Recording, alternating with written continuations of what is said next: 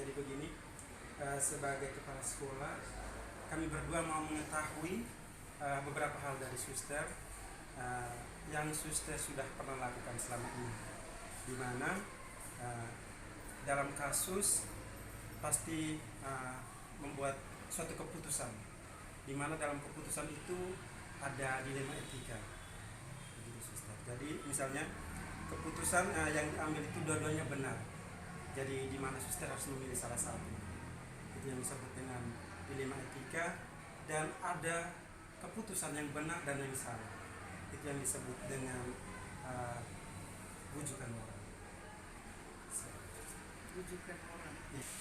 Apa tadi tentang keputusan ya? Ya, keputusan. Ya, tiap hari pasti kita berhadapan dengan keputusan. Seperti hari ini tentu kita memutuskan untuk apakah siswa libur pada saat guru menulis kisi-kisi atau tidak. Beberapa guru yang pergi tapi beberapa guru tidak. Itu memang ada keputusan yang tidak sulit seperti yang hari ini. Itu dilihat dari efektivitas pembelajaran dan saya rasa itu bahwa lebih baik kita libur macam begitu sehingga tidak sulit untuk kita buat keputusan. Tapi kadang-kadang itu kita berhadapan dengan satu keputusan yang juga terjadi dilema tadi itu, karena antara nilai-nilai kemanusiaan dengan belas kasih berhadapan dengan penegakan aturan, kadang-kadang terjadi tabrakan ke sana. Contoh saja yang kita belajar dalam sebuah bangsa. Dari segi tertentu kita mengerti bahwa kita tahu bahwa kehidupan keluarga itu tidak mudah. Tapi dari sisi tertentu kita juga tidak bisa membiarkan orang atau orang tua lalai dalam melakukan kewajibannya dalam hal pembayaran keuangan sekolah, karena kita juga adalah sekolah swasta yang kita katakan bahwa kalau kita menuntut hak, pasti kewajiban harus dipenuhi. Lalu terjadi kadang-kadang itu banyak yang bandel kan, yang bandel itulah kita menjadi dilema. Mereka datang mengatakan bahwa kami ada susah ini, susah itu. Tapi kalau itu banyak orang terjadi begitu, apa yang terjadi dengan sekolah ini? Di sisi lain kita berpikir bahwa kasihan mereka. Tapi di pihak lain juga bagaimana kita harus sekolah operasional sekolah bagaimana? Itu juga kita berhadapan dengan hal-hal seperti itu. Maka tentu itu salah satu contoh masih. Juga contoh lain, kalau berhadapan dengan anak masalah kan, masalah anak yang bermasalah. Kita kan punya banyak contoh ya, anak yang absen lebih dari kehadirannya kurang dari 90%, bahkan ada yang kehadirannya kurang dari 80%. Lalu kita dari sisi aturan bahwa kita harus keluarkan anak-anak seperti itu. Tetapi sekarang kamu lihat kalau kita waktu sidang kan ada yang tolak tarik dengan hal itu. Ada yang masih ini, dia masih banyak pertimbangan ini, dia ini jauh, dia ini begini dan segala macam. Ya dalam hal seperti itu memang kita perlu mencari akar masalah yang sebenarnya. Mengapa dia malas datang sekolah? Kita tentu selama ini ada banyak sekali pengampunan ya? Sehingga anak-anak itu bisa sampai tamat, karena ada beberapa anak tentu sebenarnya tidak pas, tapi berhadapan dengan kemanusiaan seringkali kita loloskan hal-hal seperti itu. Sehingga mereka jalan terus. Tetapi itulah tugas kita untuk pembinaan seperti apa sebagai Terima kasih Suster. Jadi satu pertanyaan tetapi Suster sudah menjawab sangat lengkap. Iya, jadi di dalam itu tentang dilema etika tanya lagi. masih banyak. Ada bujukan moral juga termasuk di dalam, terus ada nilai-nilai kebajikan universal. Salah satunya itu tadi adalah di mana rasa keadilan lawan rasa kasihan. Jadi, kita mau kasih tinggal mereka juga tidak mungkin kita harus ada rasa kasihan juga. Jadi di dalam itu ada sih. Jadi baik Suster, terima kasih. Lalu pertanyaan yang berikut adalah kira-kira langkah apa saja yang biasa Suster lakukan selama ini untuk mengambilkan sebuah keputusan? Ya, pasti tiap keputusan itu pasti berbeda ya langkah ya. Ada yang memang urgent sekali, tentu itu pengambilan keputusan yang segera.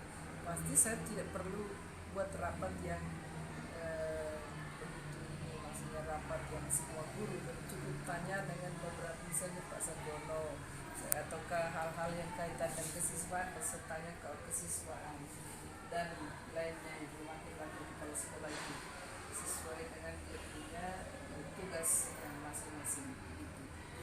Tetapi kalau ada hal tertentu yang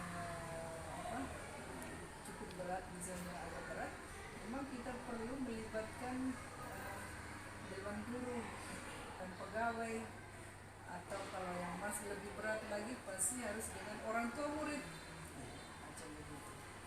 Jadi dilihat dari segi masalahnya, tentu langkah-langkah itu harus bersama siswa guru, tidak mengambil alih sendiri menyangkut masalah yang depan.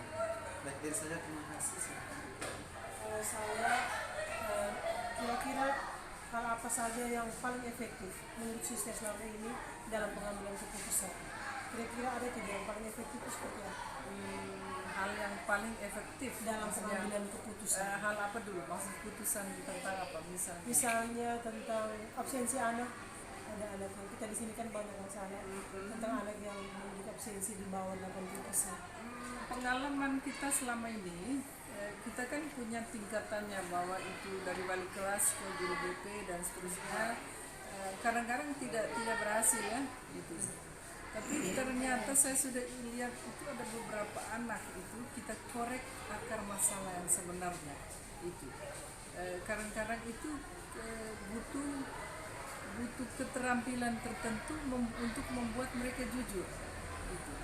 Setelah mereka jujur, baru kita bisa harus ada orang tua juga yang macam hal seperti begitu, jujur tetapi juga harus ada orang tua supaya orang tua tahu ternyata ada banyak hal yang di luar pengetahuan mereka.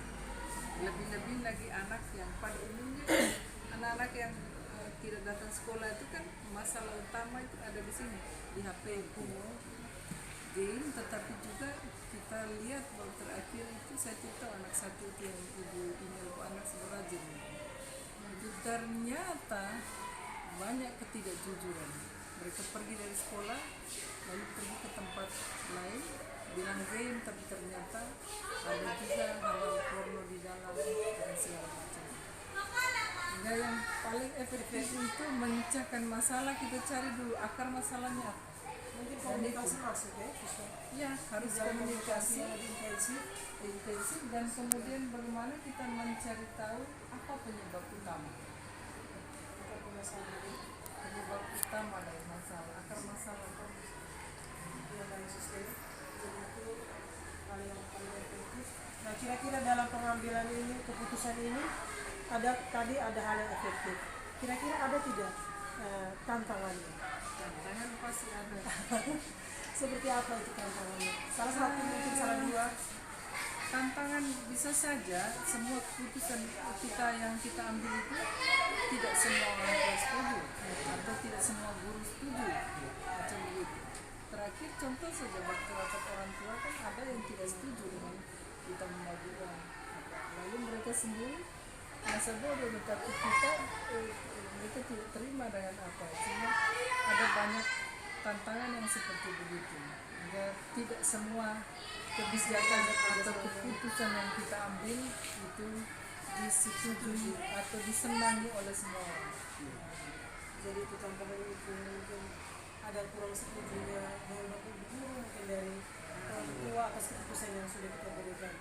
Kemudian yang terakhir dari saya masih Pak Yunus, mungkin dari saya terakhir. Nah, kira-kira ada faktor atau mungkin ada siapa di sekolah yang bisa membantu suster dalam mengambil keputusan?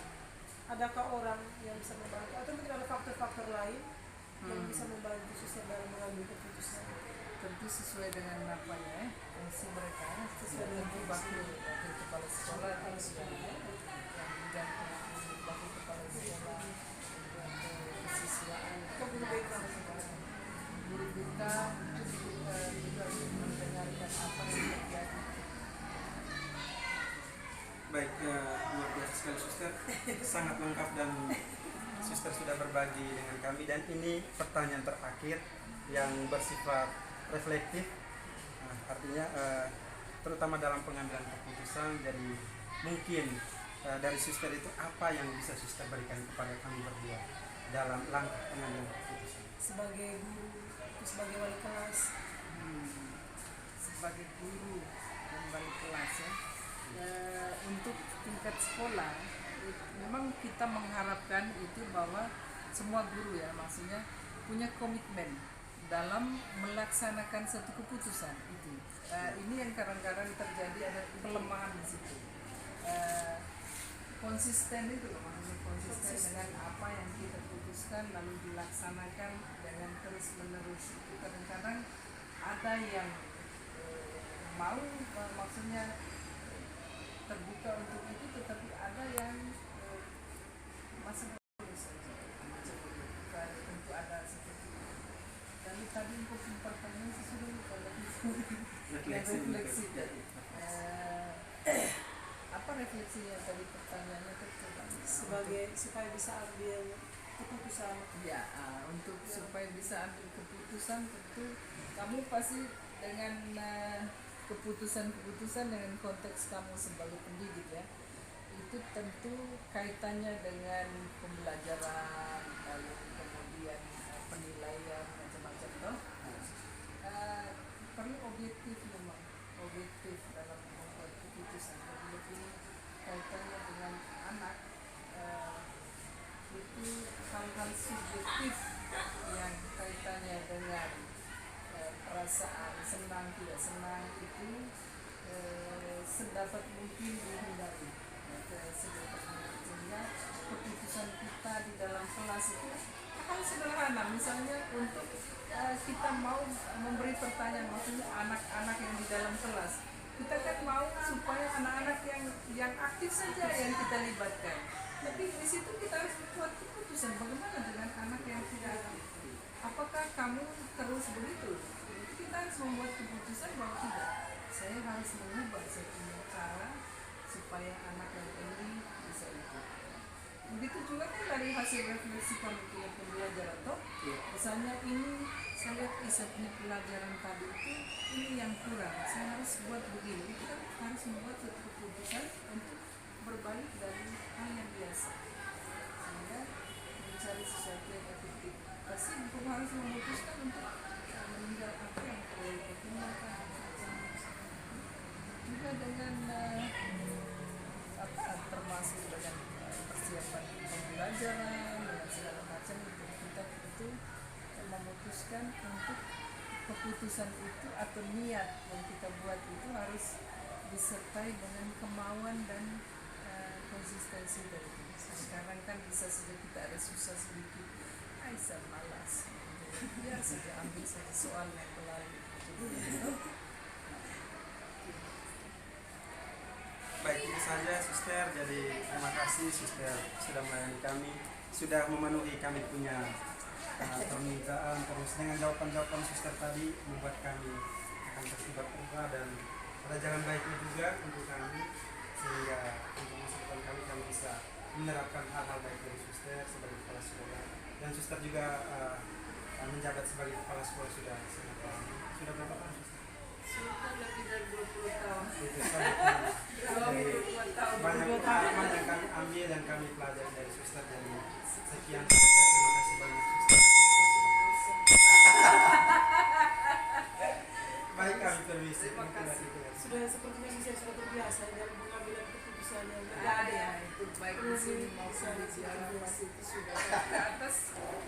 Kadang-kadang itu keputusan yang singkat-singkat macam ini. Misalnya ada tamu, ada begini-begini. Kamu buat dulu. Atau misalnya ada tamu yang ini, yang tentang orang minta datang main bulan. Tidak bisa saya layani semua. Mungkin itu kalau siswan, tolong dulu. pekerjaan sebagai kepala sekolah. Ya. Di luar administrasi, dalam pengambilan keputusan. Kita selalu berhadapan dengan pengambilan keputusan setiap hari. Karena kan orang tanya sama kita harus memutuskan. Maka kita harus mempertimbangkan dalam waktu singkat itu kita bisa saja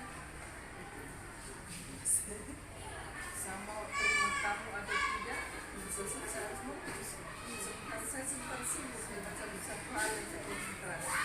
Bisa sih saya panggil orang lain. Baik suster, terima kasih. Selamat siang. Selamat sore Bapak Guru. Terima kasih banyak sudah meluangkan waktu dan sudah mengizinkan saya untuk wawancara Bapak Guru.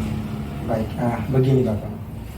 Sebagai kepala sekolah, saya mau mengetahui beberapa hal yang berhubungan dengan yang dilakukan oleh Bapak sebagai kepala sekolah, khususnya berkaitan dengan mengambil keputusan-keputusan yang membuat Bapak jadi dilema. Tentu di sekolah itu pasti ada masalah, di mana dalam mengambil keputusan itu kan ada bermacam-macam. Jadi ada untuk mengambil keputusan itu yang diambil itu ada dua masalah itu benar, di mana kita harus memilih salah satu. Itu yang disebut dengan dilema etika. Ada juga yang keputusan benar dan salah. Nah, di situ disebut dengan rujukan moral. Jadi kira-kira menurut Bapak itu bagaimana keputusan yang akan diambil oleh Bapak? Baik, terima kasih. Masalah-masalah ini sudah banyak sekali terjadi di sekolah saya. Masalah ini terjadi di antara guru, rekan guru. Ya, itu kejadiannya itu ada dua rekan guru saya yang ada masalah, lalu masing-masing melaporkan masalahnya itu kepada saya, lalu saya tidak bisa memutuskan, ya karena saya masih ragu untuk memutuskan yang mana yang lebih benar, atau mau pilih yang satu atau mau pilih yang ibu yang satu. Jadi itu agak sulit sehingga saya merasa dilema oleh masalah yang timbul ini. Oke, baik. Terima kasih. Jadi tidak langsung menentukan tetapi masih berpikir. Oke, baik. Terima kasih Bapak. Lalu kira-kira pada saat itu langkah apa yang bisa Bapak lakukan?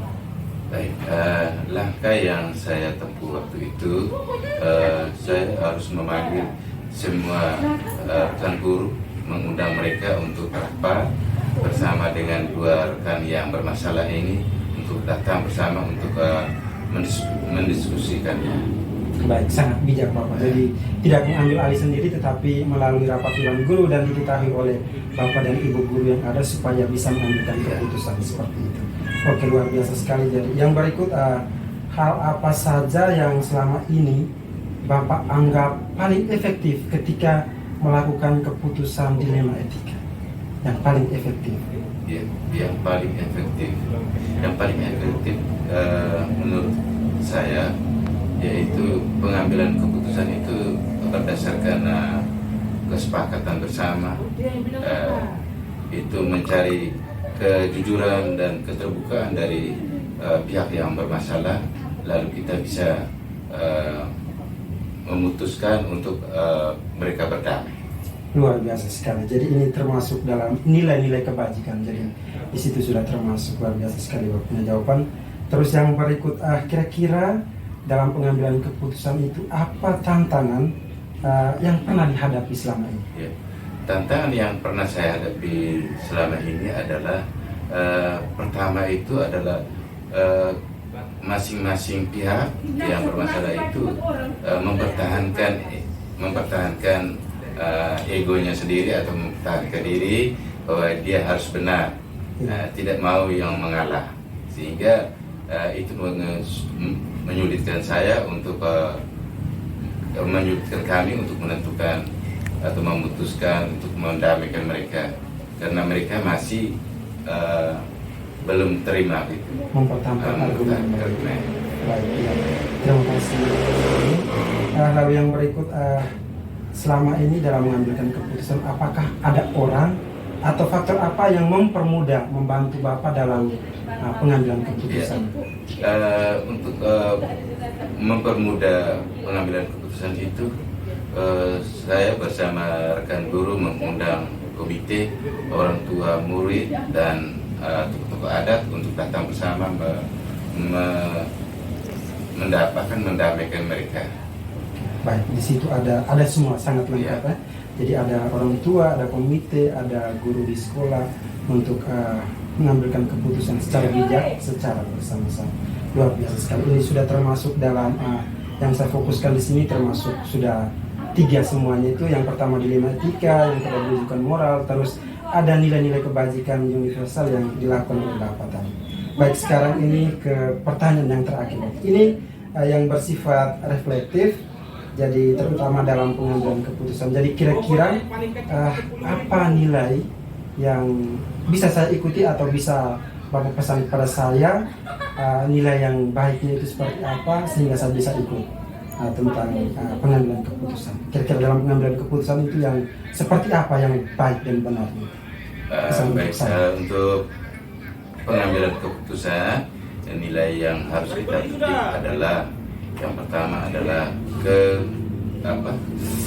saling menerima, lalu mendengarkan keluh kesah dari pihak lain, lalu kita jangan cepat memutuskan bahwa ini yang salah atau ini yang keliru. Kita harus omong bersama dengan semua rekan. Itu harus kita harus pikirkan bersama, karena kalau kita menentukan kesalahannya sendiri ya itu agak susah. Itu nanti ada yang tidak terima, maka kita bisa diskusi bersama, sharing lagi, maka mereka akan pikir lagi bahwa ini mungkin saya yang keliru. Itu harus kita jangan langsung menyalahkan. Jadi kesimpulannya artinya dalam sebuah mengambil keputusan itu harus duduk bersama, istilah orang Romer bilang kulababong. Ya. Jadi dalam mengambilkan keputusan itu harus duduk bersama, tidak selalu Bapak.